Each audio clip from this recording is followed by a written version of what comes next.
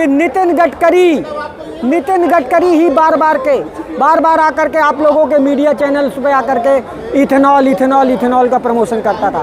हिम्मत है तो आके कहे ना।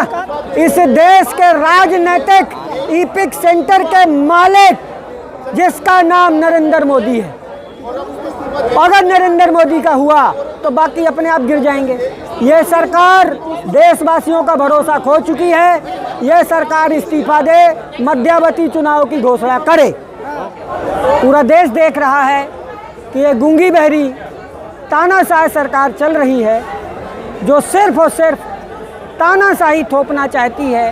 तो उसी का ये जीता जागता मुजस्मा है, जबरन थोपने का ये मुजस्मा है। और इस मुजस्मे पर आज जो है हार चढ़ाया गया है, और जो मैयत पे चढ़ाए जाते हैं गुलदस्ता, वो गुलदस्ता चढ़ाया गया है। ये गाड़ी मर चुकी है, क्या करें। हम आम गरीब लोग हैं, हमारे पास न 2 नंबर का, न 3 नंबर का, न 5 नंबर का, न 10 नंबर का पैसा आता है। हमारे पास जो पैसा आता है वो शुद्ध हार्ड एंड मनी आती है, जिससे हम रोज़ का कमाना, रोज़ का खाना चलाते हैं। इस देश में कोई भी नागरिक पैसा मेहनत करके बचाता है 2 सपने पूरे करने के लिए। कितने सपने पूरे करने के लिए? सिर्फ 2 सपने पूरे करने के लिए। पहला सपना मकान बनाने का, जिसको इन्होंने बुलडोजर से गिरा दिया। मकान बनाया, बुलडोजर से गिराया। अब इनकी बुरी नज़र पड़ी हमारी 30 करोड़ नागरिकों के वाहनों पर, जिसमें 22 करोड़ 2 व्हीलर और 8 करोड़ कार वाहनों को इन्होंने कंडेम करने का षड्यंत्र रचा। और इस देश की जितनी भी मैन्युफैक्चरिंग कंपनियां थी, उन सारी मैन्युफैक्चरिंग कंपनियों के साथ साठगांठ किया, और साठगांठ करके उनसे कमीशन खोरी खाने के चक्कर में आज ये जबरन E20 इथेनॉल का जो है कॉन्सेप्ट ला करके जबरन थोपना चाहती है। आप ये कह रहे हैं कि ये जो गाड़ी खड़ी है, जिस पर फूल माला पहनाया गया है, आपने लगाया, ये मर चुकी है। ये गाड़ी मर चुकी है, सिस्टम मर चुका है। जिस तरह से सिस्टम में तमाम कमियां निकल के आ रही हैं। सिस्टम नहीं मरा, सिस्टम ने मारा है इस गाड़ी को। आप बताइए, सावन का महीना चल रहा है। सावन के महीने में शास्त्रों में लिखा है कि दही, खट्टा, कढ़ी, प्याज नहीं खाना चाहिए, जूस नहीं पीना चाहिए, नहीं तो शरीर डेड हो सकता है ना। आज हमारे केजरीवाल जी ने इन वाहन मैन्युफैक्चररों को लिखित में पूछा कि भैया बता दो, 2023 से पहले की गाड़ियों में अगर E20 इथेनॉल का प्रयोग किया तो उसके नुकसान ये हो रहे हैं, क्या ये आप इसका क्लेम देंगे? तो पता है वो 29 कंपनी के मालिकों ने लिखित में जवाब नहीं दिया, ना मोदी जी ने जवाब दिया, और 9 कंपनी के लोगों ने प्राइवेटली फ़ोन पर कहा कि भैया ये 30 करोड़ वाहन मालिकों से आप कह दीजिए कि ये E20 एथेनॉल तुम्हारी गाड़ियों के लिए महाघातक है। देश के युवाओं ने प्रधान जी का इस्तीफा ले लिया, जंतर मंतर और सड़क पर उतर गए। अब राजनेता किस विभाग के किस मंत्री का इस्तीफा लेने की तैयारी कर रहे हैं? बताता हूँ। ये वही सरकार है जिस सरकार के मंत्री प्रेस कॉन्फ्रेंस करके कहते थे कि भैया ये बीजेपी की सरकार है, इस सरकार में कुकर्म करने के बाद कुकर्मी मंत्रियों के इस्तीफे नहीं लिए जाते, यही कहा था। और जब इस देश का युवा जागा और जंतर मंतर में इकट्ठा हुआ, पूरे देश को सड़क पर उतार दिया, तब इनको घुटने पे आना पड़ा।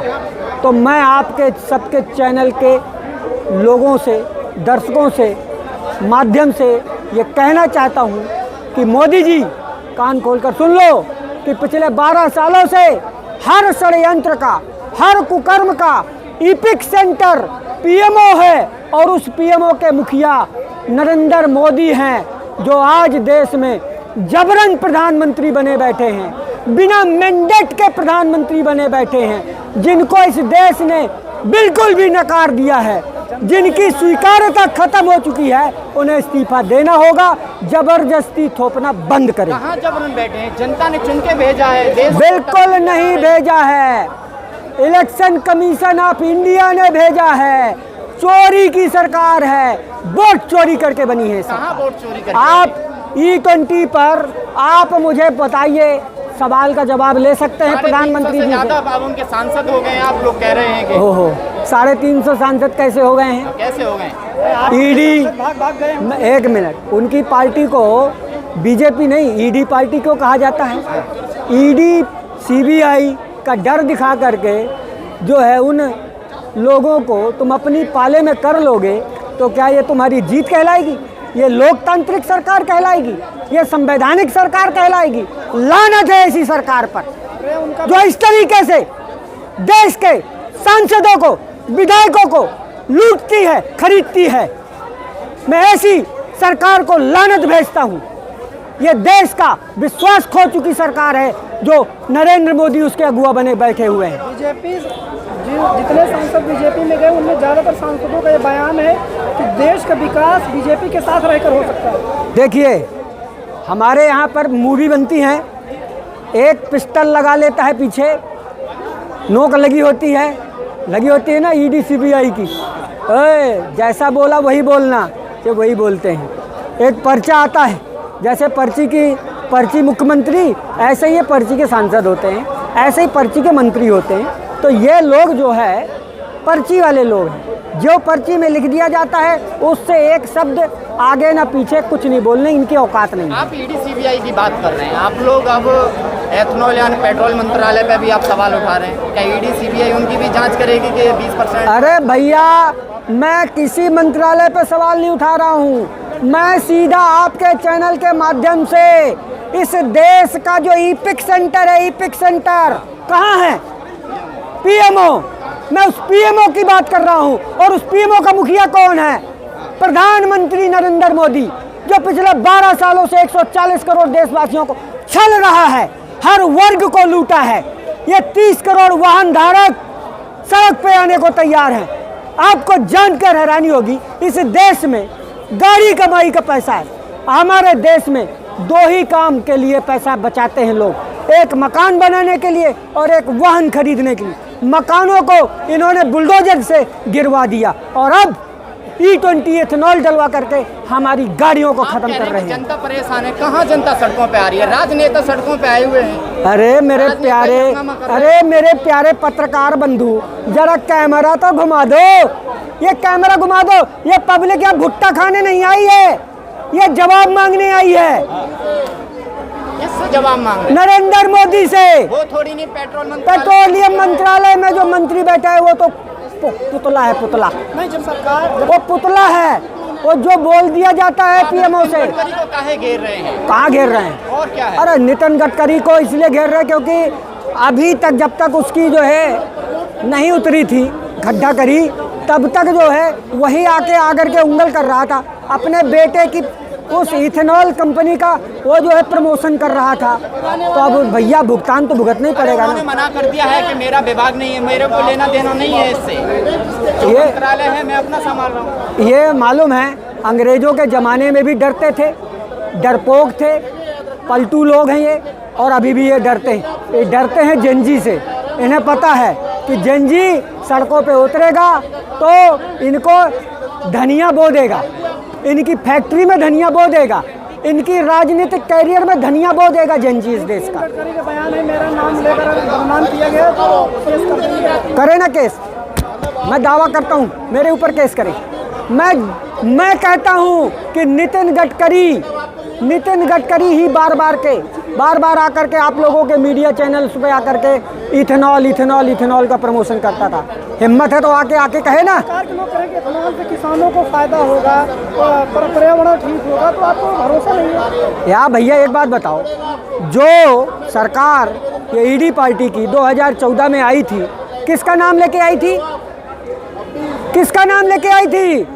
भगवान राम का नाम लेके आई थी। अरे ये सरकार पिछले 12 सालों में भगवान राम का मंदिर बनाया अयोध्या में, जब भगवान राम के मंदिर निर्माण में 40% से 70% का कमीशन खा सकती है, चंदा चोरी कर सकती है, चढ़ावा चोरी कर सकती है, जमीनों में घोटाला कर सकती है, तो भैया 30 करोड़ वाहन धारक किस खेत की मूली हैं? इनका दीन ईमान कुछ नहीं बचा। मैंने कहा ना, देश के 140 करोड़ देशवासियों का भरोसा खो चुकी सरकार है ये। एक इस्तीफा जनजीओ ने ले लिया है सड़कों पर उतर के, अब किसका इस्तीफा मांगने के लिए सड़कों पर उतर रहे हो आप लोग? मैंने फिर से कहा ना, ईपिक सेंटर के मालिक का, इस देश के राजनीतिक ईपिक सेंटर के मालिक जिसका नाम नरेंद्र मोदी है।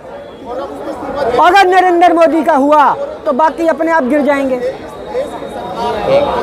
मैं फिर से चैनल के माध्यम से, आपके लोगों के माध्यम से, आपके दर्शकों को कहना चाहता हूं कि ये सरकार देशवासियों का भरोसा खो चुकी है। ये सरकार इस्तीफा दे, मध्यावधि चुनाव की घोषणा करे।